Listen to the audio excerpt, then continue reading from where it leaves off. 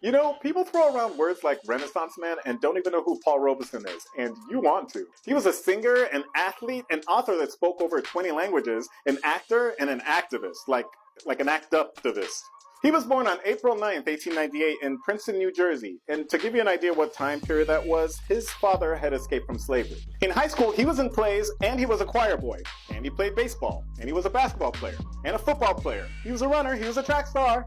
He wins a statewide academic competition, which gets him a scholarship to Rutgers University, where he plays football, and is named All-American twice. Then he graduates, valedictorian. Then he goes to Columbia Law School, and while he's studying to be a lawyer, he begins training as a singer and an actor, and he's playing football in the NFL. Then he becomes a lawyer, but racism, so he quits that and just becomes a movie star. Old Man River, that old man river. But racism, so he quits that too.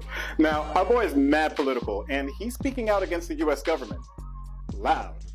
And the US government, they don't like that. So they canceled all his concerts and got him blacklisted. So Robeson took his concerts overseas. But he keeps talking that mess. I would say that unquestionably, I am an American, born there. My father slaved there. Upon the backs of my people was developed the primary wealth of America, the primary wealth. You have to have accumulated wealth to start, to build. You did it another way here in Australia. You had to build your accumulated wealth too. You just came and took it, you know what I mean? And that's what they did in most of the countries. That's what you Europeans did. You just took it. We got to catch up with you a little bit. That's so in America. So they cancel his passport. Now he can't travel. Dude starts holding telephone concerts. This is in the 50s, and thousands of people showed up. Paul Robeson was loved internationally. I mean, people say that, but India loves him because he supported their independence from the Brits. One of the reasons Australia loves him is because he was a big supporter of the working class. This is him singing for the construction workers of the Sydney Opera House. He was a big supporter of the labor movement, so blue-collar workers across the globe loved him. And I gotta mention that he spent a lot of time in the Soviet Union.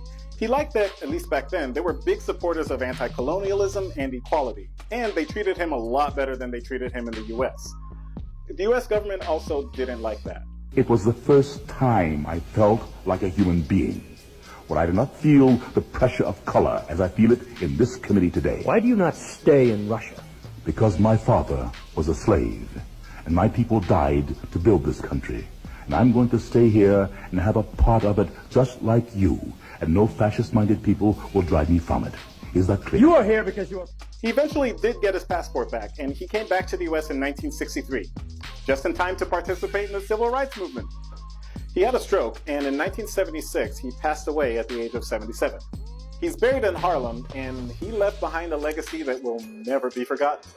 Paul Robeson.